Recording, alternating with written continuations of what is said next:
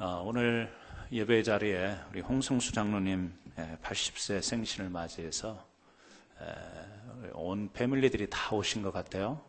그래서 예배를 드리면서 보니까 홍성수 장로님이 몇 분이 앉아 계신 거예요. 너무 닮으셨고 또 이렇게 번창한 자녀들과 또 후손들과 함께 예배 드릴 수 있어 감사합니다. 우리 장로님에게 축하의 말씀을 드리고 또 함께한 가족 모든 분들을 환영합니다. 우리 같이 한번 인사 나누실까요? 같이 인사할 때 오늘은 좀 세련되게 영어로 God bless you 그렇게 한번 인사하시죠. God bless you. We greeting each other. God bless you. 오늘 좀 통역이 안 돼서 죄송합니다만 우리 다시 한번 인사할까요? 원래 하던 대로 우리 인사하죠. 원래 하던 대로 God bless you를 하는데도 되게 어색한 거예요. 영어로 하려니까. 원래 하던 대로 우리 옆에 분들하고 다시 한번 인사할 때 천국에 가서도 제 옆에 앉아 주십시오. 이렇게 한번 인사하십시오. 할렐루야. 천국에 가서도 제 옆에 앉아 주십시오. 아멘. 오늘 저는 우리 창세기 16장 말씀을 통해서 잘못된 방법을 선택한 한 가정, 이런 제목으로 여러분과 말씀을 나누려고 합니다. 하나님의 섭리에는 세 가지 W가 있다, 이렇게 이야기를 합니다. 첫 번째 W는 Word, 하나님의 말씀입니다. 두 번째는 Will, 하나님의 의지. 세 번째 W는 Way, 하나님의 방법. 하나님의 말씀과 하나님의 뜻, 하나님의 방법, 이 세 가지를 통해서 우리가 이 땅을 살아가야 된다, 이렇게 이야기하죠. 여러분, 우리가 살아가면서 겪지만 하나님의 말씀 또 하나님의 뜻을 따르는 것 우리가 잘 알죠. 늘 하나님의 말씀을 우리가 접하고 살아가지 않습니까? 성경이 우리 손안에 있고 또 이렇게 예배를 통해서 말씀을 우리가 나누기도 하고, 그래서 하나님의 말씀이 무엇인가, 우리를 향하신 하나님의 말씀을 우리는 잘 압니다. 또 그 말씀 안에서 하나님의 뜻을 우리는 또 잘 헤아리기도 하죠. 그런데 다소 문제가 있다면 뭐냐면, 그렇게 말씀도 알고 뜻도 아는데 내가 살아가는 삶의 방법에 있어서는 하나님의 방법대로 우리가 잘 살아가지 못한다는 데 어려움이 있는 것 같습니다. 여러분은 어떻게 생각하세요? 여러분의 삶을 생각할 때 하나님의 말씀 우리가 배워서 잘 알잖아요. 들어서 잘 알고. 하지만 하나님의 그 말씀을, 그 뜻을 내가 실천하면서 살아간다고 할 때 늘 순간순간 선택해야 되죠. 순간순간 어떤 방식으로 살아가야 될까? 어떤 방법으로 살아가야 될까? 그런데 그것이 하나님의 말씀과 연결되지 못한 우리의 방식, 우리의 뜻대로 살아가게 되는 경향이 있기 때문에 그렇습니다. 오늘 본문 말씀에도 보게 되면 아브라함의 이제 가정이 소개가 되고 있습니다. 그동안 앞에서는 아브라함 개인에 관한 말씀이 많이 나왔는데 오늘은요, 그 아브라함의 식구들이 등장을 해요. 아브라함의 아내인 이 사레가 나오고요, 그 사라의 몸종이었던 하갈이 등장을 합니다. 자, 아브라함이 믿음의 사람이었지만 오늘 우리가 소개되는 이 창세기 16장에 보게 되면 그의 아내 사레와 더불어서 하나님의 뜻을 알아요. 하나님의 말씀을 알지만 잘못된 방법을 선택하는 것이 소개가 되고 있죠. 여러분, 우리도 그렇습니다.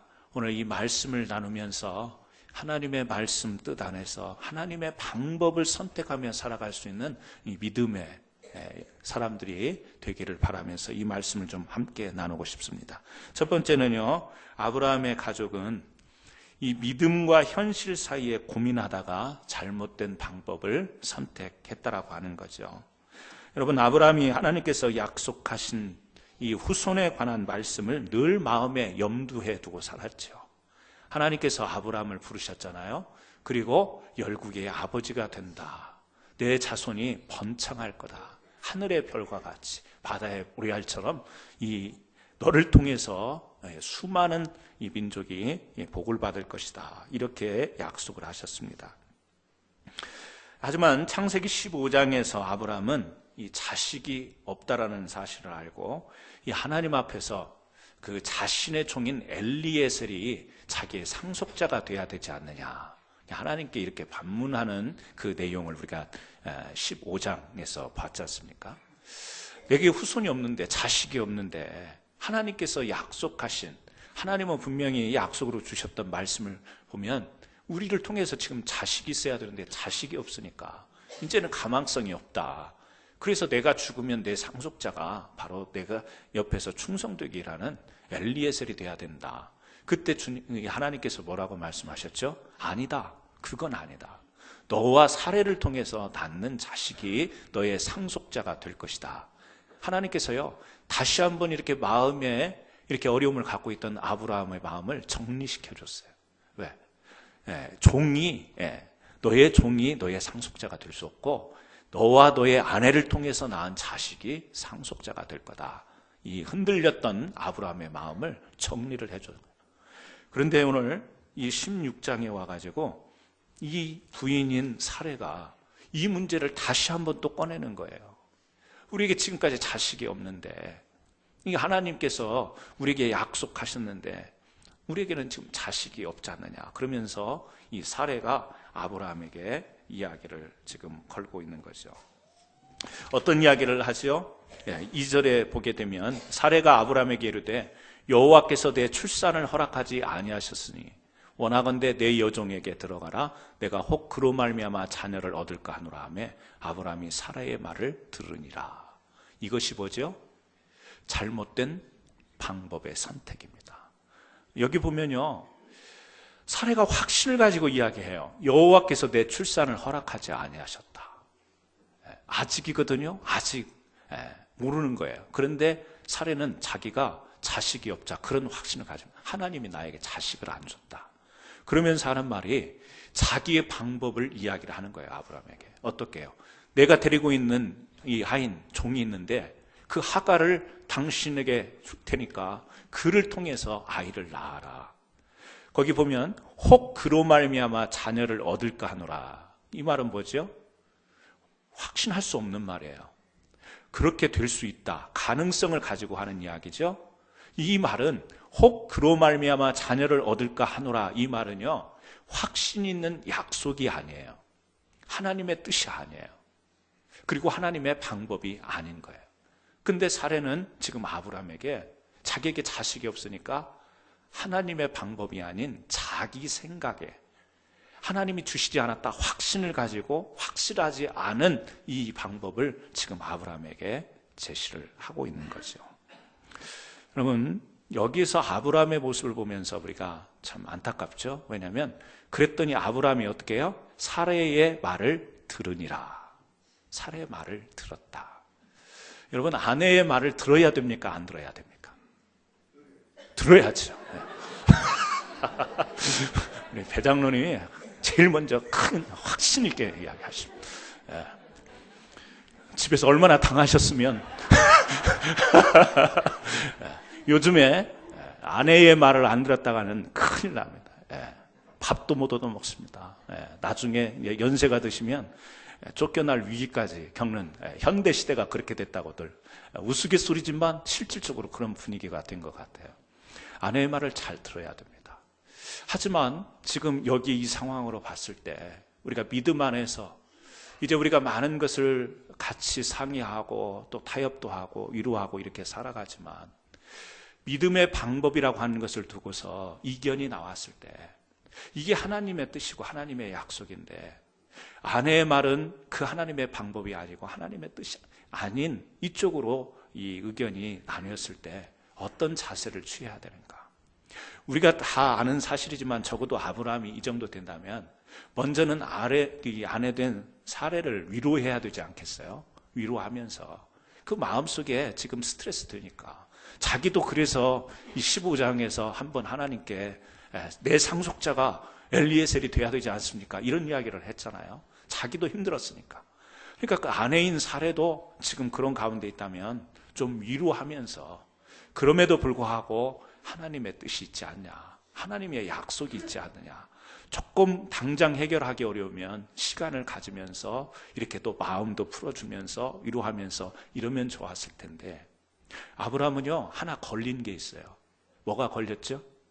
애굽에 내려갔을 때 자기 아내 사레가 너무 이쁨으로 이 애굽에서 자기 아내를 빼앗길 뻔한 그 위기에 처하잖아요. 그때 어떻게 됐죠? 누이라고 이야기를 하죠. 네. 자기 거짓말을 합니다. 자기 아내를 누이라고 그렇게 약속을 하고서, 그럼에도 불구하고 어떻게 했죠? 애굽의 관원들이 자기 아내를 데려갔어요. 그때 아브라함은요 아무런 조치를 할 수가 없었어요. 하나님께서 다행히 그 상황을 잘 정리를 해주셨기 때문에 거기에서 아내 사례를 빼앗기지 않았지, 만약에 하나님의 개입이 없었으면 고스란히 자기 아내를 빼앗길 뻔해요. 자기는 아무런 힘도 쓰지 못했어요. 그 뭔가 이 아브라함에게는 아내 사례에 대한 이제는 그 찔림이나 아니면 그 과거에 뭐 얼마 되지 않은 과거이지만 그랬던 사람 아니에요, 아내에 대해서. 그렇기 때문에 이제 돌아와가지고 아내에 대해서는요 함부로 말을 할 수 없는 그런 상황이지 않았을까, 이런 생각도 해봅니다. 어찌됐든 하나님의 방법이 아닌 것을 제시하는 사례에게 아브라함은요 고스란히 오케이 그렇게 받아들이는 거죠. 여러분, 우리가 살아가면서 이런 게 많이 있습니다. 하나님의 말씀과 상충되어지는 현실. 사실 여러분, 아브라함이 믿음이 없는 사람이에요. 우리가 이 장면만 놓고 아브라함이 타락했다, 아브라함이 믿음을 저버렸다, 이렇게 이야기하기는 어렵죠.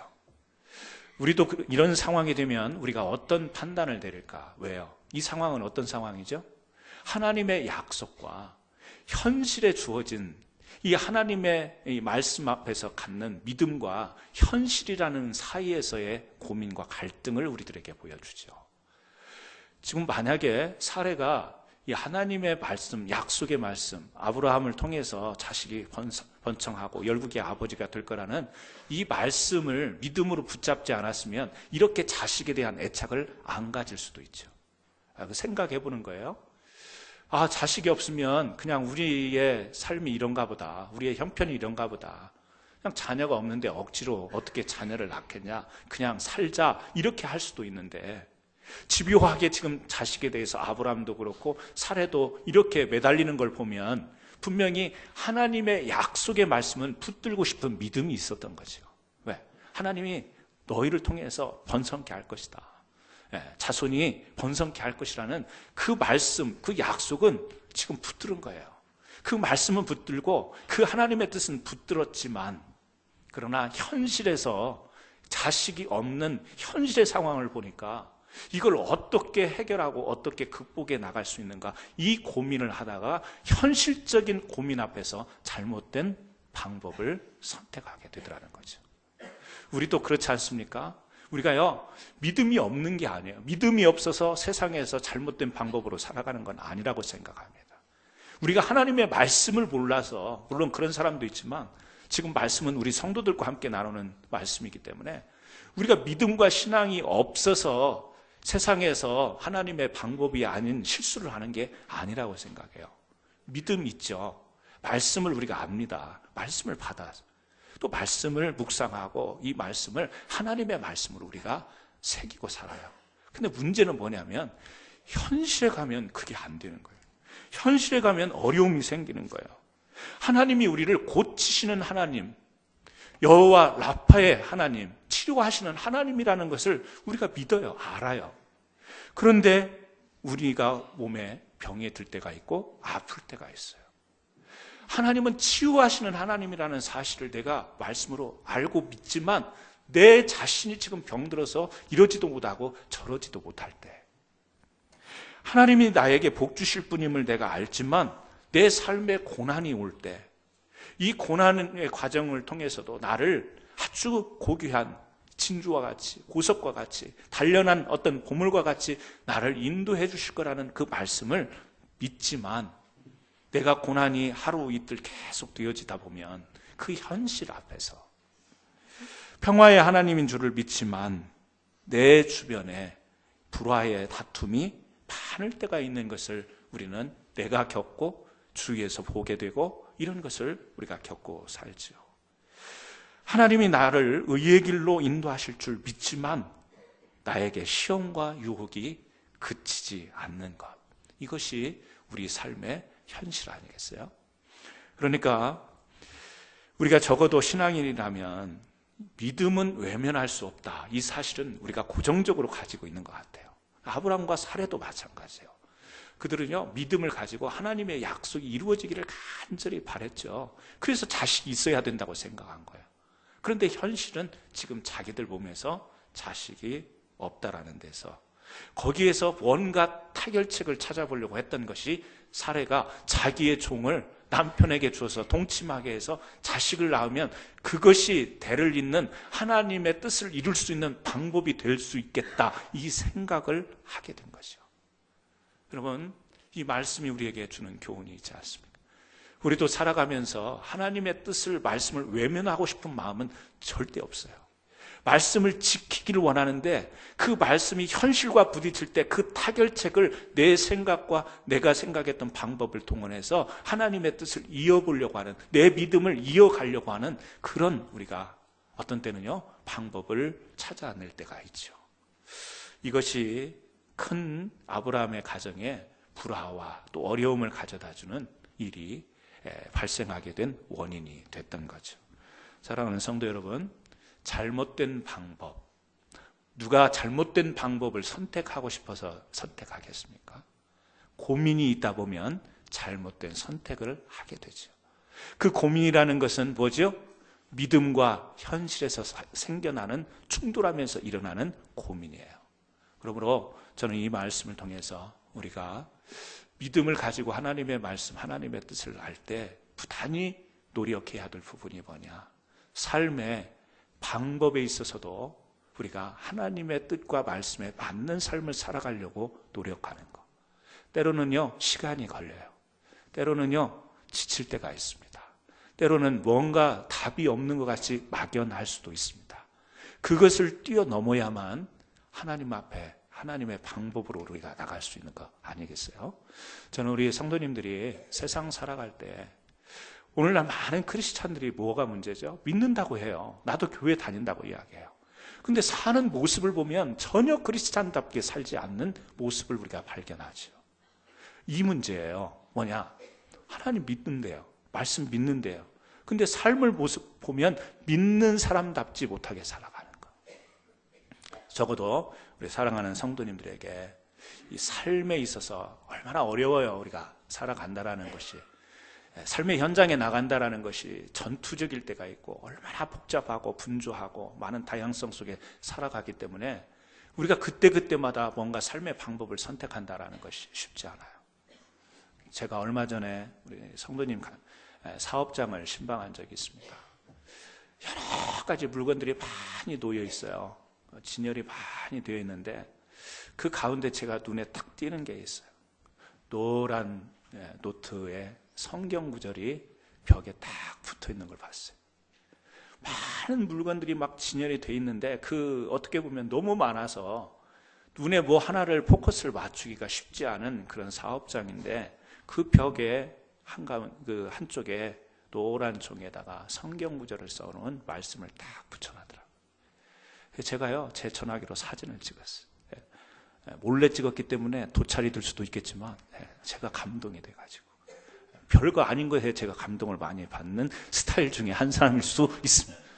근데요 저는 감동이 됐어요. 왜? 복잡하잖아요. 사업장 얼마나 바쁘고 막 손님들이 와가고 물건 쌓여 있고 이런 곳에 하나님의 말씀이 쓴 그 말씀이 붙어 있다. 적어도 우리 성도들에게는 이런 모습이 있구나. 적어도 우리가 바쁘게 살아가고 정신없이 살아가고 그 말씀을 매일 바라보는 것은 아닐지라도 내 삶 가운데 하나님의 말씀이 있었으면 좋겠고, 내 삶 가운데 하나님의 말씀이 우리를 다스려 주셨으면 좋겠다, 이 사업장을 지켜주셨으면 좋겠다, 어떤 그런 마음에서 그렇게 해놨지 않았을까요? 우리 성도님들 가정 가보면 그런 거 한두 개쯤은 다 있다고 제가 이렇게 또 보고 또 이렇게 경험하는데, 그렇습니다. 우리가 이 세상을 항상 하나님의 방법대로 살아가는 건 아니에요. 우리가 살아가다 보면 곁길로도 가고 살아가다 보면 또 잘못된 방법을 선택하지만, 적어도 믿음을 가지고 하나님의 말씀을 붙든 백성들이 말씀대로 살려고 하는, 삶의 모양에 있어서도 삶의 방법에 있어서도 그렇게 살려고 하는 그 몸부림치는 것이 있다라고 하는 것, 저는 여러분들에게 정말 격려하고 싶고, 정말 우리가 그렇게 사는 것, 이것이 이 복잡한 세상 가운데 그래도 다는 아니어도 믿음의 방법을 가지고 살아가는 성도의 모습을 아닐까. 저는 여러분들이 그런 모습으로 살아가기를 주님의 이름으로 축원합니다. 두 번째는요, 아브라함은 이 사레의 항변에 우유부단한 이 태도를 보이면서 가정의 불화에 불을 붙였다라고 하는 거죠. 이제 사레의 제안에 사레의 종인 하갈이 아브라함과 동침을 함으로 인해서 잉태하게 됩니다. 지금까지 이 평화로웠던 아브라함의 가정에 무서운 갈등이 시작이 되는 거죠. 기도 없이, 하나님께 한번 물음 없이 인간적인 방법으로 이제 선택한 이 방법에 의해서 이 가정 안에 불화가 시작이 되는 거죠. 지금까지 사레의 종으로 성실하게 사레를 잘 섬겼던, 종이니까 사레를 잘 섬겼죠. 그런데 하갈이 이제 아브라함의 아이를 잉태하자 마치 자신이 사레인 것처럼 이 사레를 아주 멸시하기 시작하는 거죠. 그리고 드라마 같아요. 꼭 이 장면을 보면 드라마 같아요.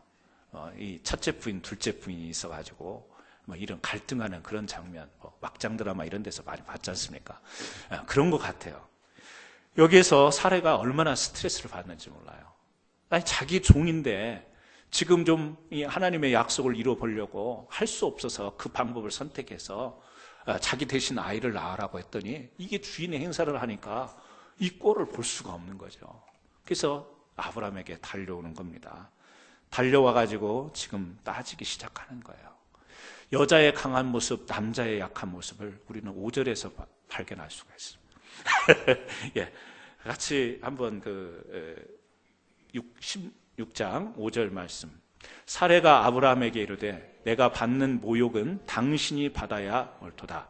내가 나의 여종을 당신 품에 두었거늘 그가 자기의 임신함을 알고 나를 멸시하니 당신과 나 사이에 여호와께서 판단하시기를 원하노라. 아주 사레가요 또박또박 이야기하는 거예요. 네, 어떻게 해요? 이 내가 받는, 하갈에게서 받는 모욕은 당신이 받아야 옳도다. 옳아요, 틀려요? 말씀해보세요. 예? 우리 교회에 갈등을 조장시키고 있어요, 지금. 남자와 여자의. 일부분은 맞죠, 일부분은. 책임이라는 면에서는 맞지만, 사실은 하갈을 자기가 남편에게 준 것은 누구의 제안이었어요? 사레 자기가 제안해놓고, 지금 그 책임을 누구한테 있다고 그러죠? 아브라함에게 있다고 지금 따져요. 물론 전체적인 책임은 아브라함에게 있죠. 그러면서 그가 자기의 임신함을 알고 나를 멸시하니 이게 이제 화가 났고 또 스트레스가 된 거죠. 당신과 나 사이에 여호와께서 판단하시기를 원하노라. 자, 앞에서 하갈을 남편에게 줘서 대를 잇자고 했을 때 여호와께 물었습니까? 안 물었습니까? 여호와가 개입하기를 바랬어요? 없죠? 그런 말씀이 없죠? 근데 어디에서? 자기가 열받으니까 그때 이제 하나님을 찾는 거예요. 자기가 지금 불리하니까, 자기가 지금 화가 나니까 그때서 하나님께서 좀 이 문제에 개입을 하셨으면 좋겠다. 여러분, 이게 우리 사람들의 모습이에요. 자기의 방법, 자기의 어떤 생각, 이것을 할 때는요, 하나님이 없어요. 그러다가 자신이 어려워지고 불리하고 궁지에 몰리면 그때 하나님이 좀 개입을 해줬으면 좋겠다. 이게 우리 사람들이 갖는 공통적인 모습이죠. 6절에 같이 한번 읽을까요? 아브라함이 사라에게 이르되 당신의 여종은 당신의 수중에 있으니 당신의 눈에 좋을 대로 그에게 하라 하매 사레가 하갈을 학대하였더니 하갈이 사레 앞에서 도망하였더라. 아브라함이 우리에게 계속해서 실망스러운 모습을 보여줘요. 뭐라고 대답을 하죠? 하갈이 네 종이잖아. 그러니까 네가 알아서 해. 당신의 눈에 좋을 대로 그에게 행하라. 그 말은요, 네 종이니까 네가 알아서 해. 지금 그런 이야기예요. 우리가 믿음의 조상이라고 하는 아브라함에게도 이런 모습이 있어요. 어떤 모습? 실망스러운 모습. 하나님의 방법이 아닌 잘못된 방법을 선택하는 실수. 또 아내가 이렇게 화가 나가지고 달려와서 따지니까 거기에 대해서 자기가 사실은요, 이 문제를 정리를 해줘야 돼요. 왜? 그래도 그 집안의 가장은 누구예요? 아브라함이잖아요. 자기 자식을 낳는 이 여인들 사이에서 생긴 문제를 아브라함이 거기에서 잘 지혜롭게 정리를 해줘야 거기에서 불씨가 일어나지 않는데, 거기에서요, 자기 우유부단한 모습을 보여줘요. 아마 큰 소리로도 못했겠어요. 그냥 알아서 해요. 뭐 이런 식이었겠죠. 당신이 알아서 해. 뭐 이렇게 자신 없는 그런 답변이었겠죠. 여러분, 우유부단한 모습들, 우리가 신앙생활 하다 보면 우유부단하다라는 면을 조금 좋게 이야기를 표현을 하면 평화주의자 이런 이야기를 할 수도 있어요. 어디 가서 화도 내지 않고 어디에 가서 부딪히지도 않습니다. 갈등을 만들지도 않아요. 그런데 나중에 보면 그로 인해서 갈등이 생기고 문제가 발생되는 이런 스타일의 우리가 삶의 모습들이 있죠. 우유부단하면은요, 결정을 안 내리는 거예요. 이러지도 저러지도 않는 거. 그러니까 좋은 편으로 보면 평화스럽고 그 사람은 인품도 좋고 성품도 좋은 것 같아요. 온순한 것 같고 모든 일에 이렇게 부딪힘이 없으니까. 하지만 믿음에 관해서 우리가 좀 잘 살펴보면 이거는요, 무책임한 일이 되는 거예요. 책임지어줘야 될 때 이게 옳고 이게 그르다 분명하게 갈라주고 분명하게 구별 지어줘야 될 때 좋은 것이 좋다 슬그머니 넘어가는 것은 자기가 책임을 지지 않겠다라는 거예요. 여기도 지금 아브라함이 그런 모습을 보여주는 거예요. 자기가 책임지지 않는 거예요. 가장으로서 거기에서 지금 어떻게 해야 되는가 바른 정리를 해줘야 되는데 우유부단한 모습을 보여주는데, 이것으로 인해서 결국에 사라와 또 하갈이 어떻게 되죠? 집에서 도망쳐 나가는 일이 발생하는 거죠. 여러분, 우리 믿음의 사람들에게, 우리가 하나님의 말씀을 붙들고 믿음을 살아가는 사람들에게 요구되어지는 한 가지가 있다면 우유부단한 믿음의 자세를 보이지 말라. 이 말씀을 저는 좀 오늘 본문을 통해서 좀 같이 나눴으면 좋겠습니다. 우리가 아무런 문제도 없고 또 우리가 다툼도 없어서 그것을 좋아할 수 있지만 믿음에 있어서는요, 우리 삶에 있어서 분명한 입장, 분명한 태도, 분명한 결정, 이게 있어야 돼요. 우리가 어떤 사람을 보면서 답답하다고 할 때 어떤 사람 보고 답답하다고 하죠? 이것도 아니고 저것도 아닌 사람, 이건지 저건지 구별이 없는 사람, 겉으로는 좋지만 나중에 뒤돌아서 보면 도대체 뭔지를 모르겠는 사람. 저는 우리 성도님들이 그러지 않기를 바라요. 물론 다투지 않고 분쟁하지 않는 거. 왜? 자기의 견해를 주장하다 보면 충돌이 생길 수도 있고 다툼이 생길 수도 있지만, 그러나 우리가 일반적인 것을 이야기하는 게 아니라 믿음의 사람으로 하나님의 말씀을 붙들고 살아가는 우리들에게 있어서 믿음의 영역만큼은 애매한 태도를 보이지 말라. 분명한 태도를 보여라. 그래서 저는요, 사람이 좋다고 할 때 다 좋은 것이 좋다고 생각하지 않습니다. 분명한 것이 좋은 거지 애매한 것이 좋다고 이야기할 수 없는 거예요. 교회 사역도 그래요. 우리 교회에서 사역하는 것도 좀 분명하기를 원해요. 애매한 거, 이것도 아니고 저것도 아닌 거. 그래서 겉으로 보면은 아무런 문제도 없는 것 같고 좋은 것 같지만 나중에 보면 아무것도 아닌 것 때문에 교회가 힘들어지는 게 있어요.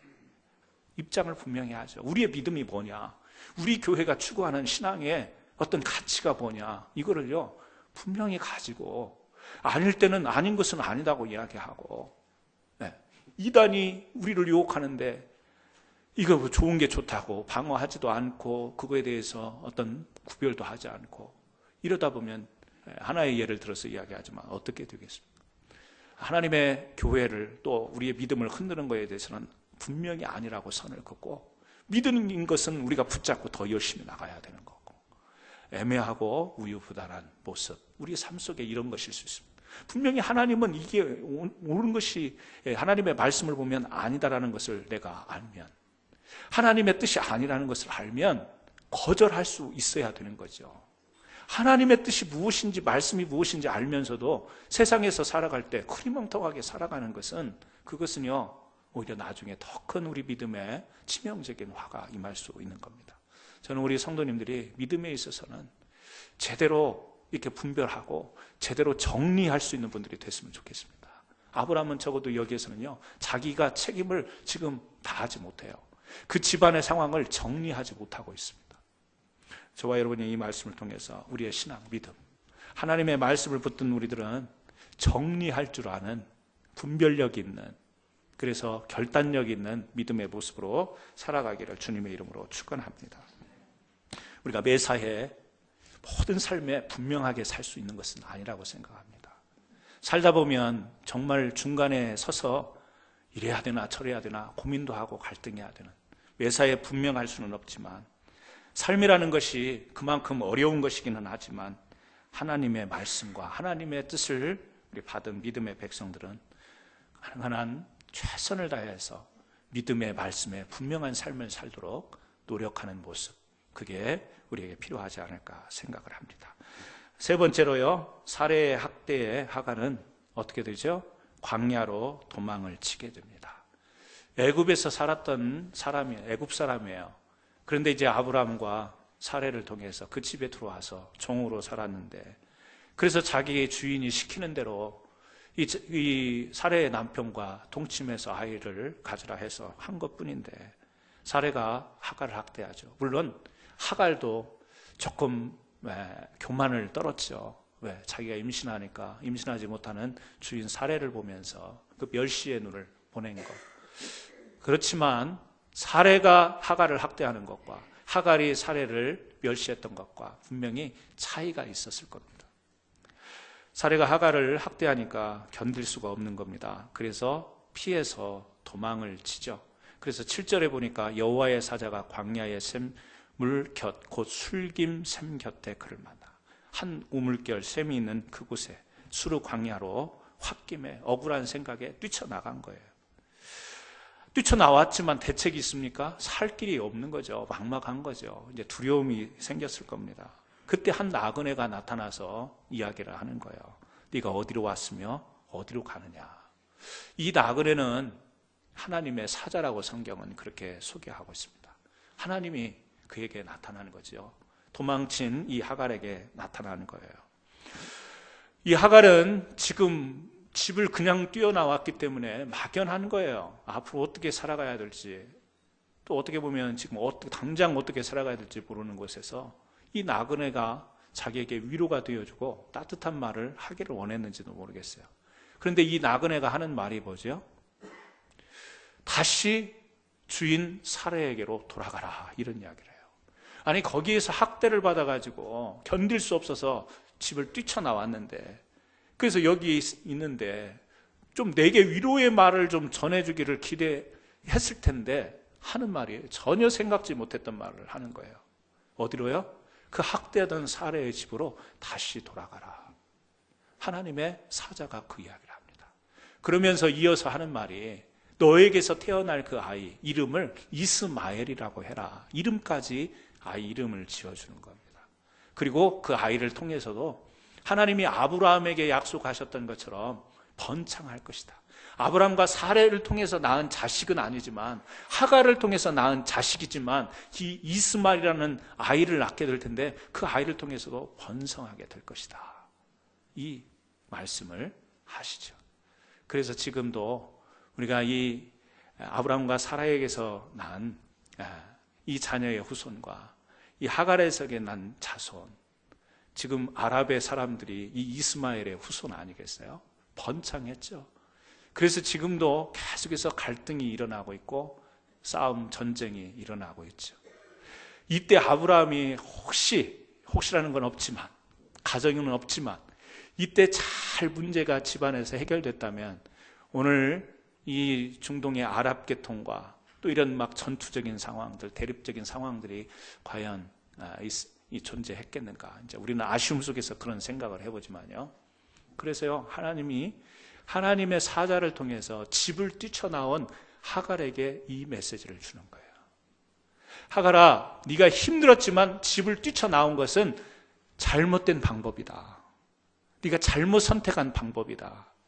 어떻게 해요? 다시 옳은 방법을 택해라. 그게 뭐예요? 너는 아브라함과 사라의 종이므로 그 집으로 돌아가는 게 맞다. 네가 괴롭고 힘들지만 그 돌아가는 것이 맞다. 누가 정리해줘요? 하나님께서 하갈을요, 하갈의 삶의 위치를 다시 원래 자리로 돌이켜줍니다. 그러면서 위로를 하죠. 그러면서 아브라함에게 내었던 잘못된 방법을 선택했지만 약속한 것을 그를 통해서도, 이스마엘을 통해서도 이루어 주시겠다라는 약속. 변두리로 도망친 인생에게 하나님이 다가오셔서 위로해 주시고 축복해 주시는 말씀입니다. 여러분, 우리의 생각에는 이 하갈이 이렇게 하나님의 방법이 아니고 하나님의 뜻이 아니었던 길을 통해서 아이를 가졌고 또 집을 뛰쳐나갔으니까, 뭔가 주류된 그곳에서 비켜나갔으니까 여기는 제외되어야 될, 하나님의 인류의 역사 가운데서 제외되어야 될 그런 생각을 우리가 가질 수 있지만, 하나님은요, 잘못된 방법을 선택하여 변두리가 되어버린 인생에게도 긍휼의 풍성함의 은혜를 놓지 않는다라는 사실이에요. 이게 뭐죠? 하나님의 방법이에요. 우리는 정도를 생각하면서 그 정도 안에, 바른 것 안에서 하나님이 주실 축복, 거기에만 있을 거라고 생각하지만 아니라는 거예요. 잘못되었지만, 곁길로 갔지만, 변두리로 광야로 뛰쳐나갔지만, 거기에서도 하나님은 그 처진 삶에서 외롭게 소외된 그 하갈에게도 다가가셔서 풍성한 언약의 약속을 이루어 주시는 하나님. 여러분, 그래서 우리가 소망이 있는 거예요. 그래서 우리가 예수 믿으면서 실수하고 믿음에 실패를 하면서도 우리를 긍휼히 여겨주시고 불쌍히 여겨주시며 그럼에도 은혜를 충만케 주시는 하나님의 붙드심이 있기 때문에 우리가 믿음의 삶을 살아가다가도 형편없는 이 나락에 넘어질 때 그럼에도 죄송하지만 고개 들고 주님을 바라볼 수 있는 이유가, 하나님의 방법은 이런 자들에게도 다가오셔서 손을 내미시는 하나님. 우리 같으면 인정사정 없이 아니다, 너는 바른 계보에서 벗어난 사람이기 때문에, 벗어난 방법이기 때문에 너는 아니라고 탁 잘라버릴 것 같지만, 하나님의 방법은 그렇지 않다라는 거예요.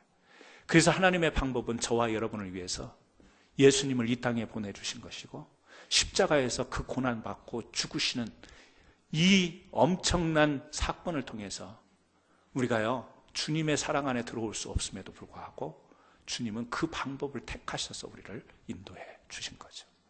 그러므로 오늘 이 말씀을 나누면서 한 가정에서 잘못된 방법을 선택했지만 그 가운데서도 다시금 하나님께서 회복과 치유와 다시금 하나님께서 이들을 깨닫게 하시고 바른 방법을 갖도록 하죠.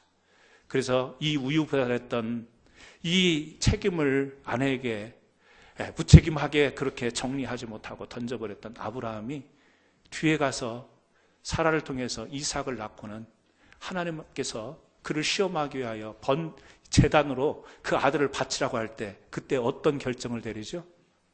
그때 아들 이삭을 바치라고 하나님이 요구하시니까, 그렇게 시험하시니까 아브라함이 그때 지금과 같이 창세기 16장과 같이 우유부단한 모습을 보이나요?